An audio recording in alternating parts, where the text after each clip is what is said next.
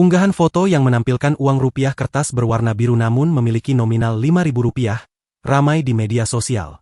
Unggahan itu dimuat di akun TikTok seorang warganet pada Kamis, 10 April 2025. Uang sisa 50.000 aja nolnya kurang satu, tulis warganet tersebut. Unggahan tersebut mendapatkan banyak komentar dari warganet TikTok. Beberapa mengatakan untuk mengajukan komplain ke Bank Indonesia, sementara yang lain menganggapnya sebagai foto editan. Editan yang membuat Bank Indonesia tidak panik, ujar salah satu warganet di kolom komentar unggahan itu. Komplain aja Kak ke Bank Indonesia, biar dikirimin duit 50K satu truk, tambah warganet. Lantas, apakah uang kertas tersebut salah cetak dan bisa ditukarkan ke Bank Indonesia?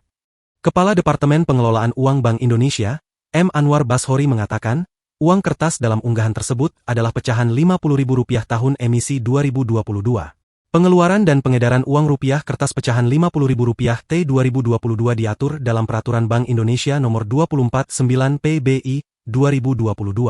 Adapun uang Rp50.000 dalam unggahan tersebut diduga salah cetak lantaran kurang angka 0, sehingga hanya tercantum sebagai Rp5.000.